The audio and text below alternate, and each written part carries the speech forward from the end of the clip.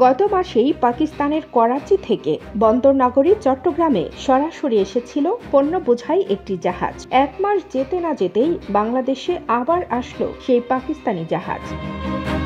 গতবারে এই জাহাজে যে পরিমাণ পণ্য বাংলাদেশে এসেছিল, এবার তার থেকে অনেক বেশি জিনিস এসেছে বলেও জানা গেছে। কাল রাতে এই জাহাজ চট্টগ্রাম বন্দরের জলসীমায় পৌঁছায়, কিন্তু ওই জাহাজে কি কি পণ্য আছে সেটা এখনো জানানো হয়নি।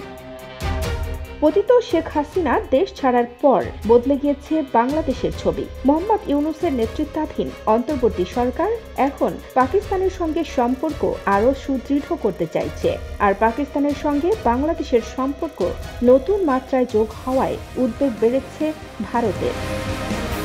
ভারতের পুরনো শত্রু ভাবা হয় পাকিস্তানকে, আর সেই দেশের সঙ্গেই কিনা ডক্টর ইউনূসের সরকার সখ্যতা বাড়াচ্ছে, আর সেটা ভালো চোখে দেখছে না প্রতিবেশী দেশ ভারত।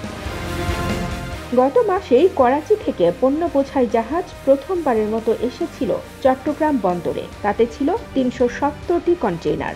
এর মধ্যে পাকিস্তান থেকে 297টি কন্টেইনারে করে পণ্য এসেছিল বলে জানা গেছে।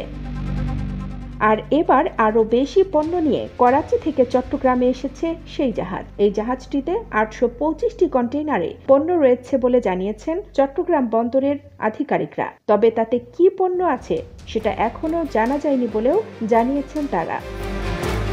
চট্টগ্রাম বন্দরের সচিব জানিয়েছেন, ওই জাহাজটি গতকাল চট্টগ্রাম বন্দরের জলসীমায় পৌঁছায়। শনিবার বা রবিবার ওই বন্দরের জেটিতে পণ্য খালাস করার কথাও আছে। সেখানে কি কি পণ্য আছে তা জানা যাবে শিপিং কোম্পানি অনলাইনে বিস্তারিত বিবরণ জমা দেওয়ার পরেই।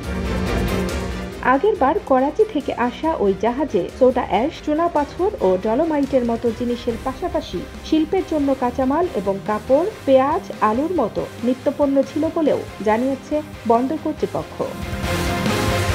কানিজ ফাতেমা, নিপা, খবর সংযোগ।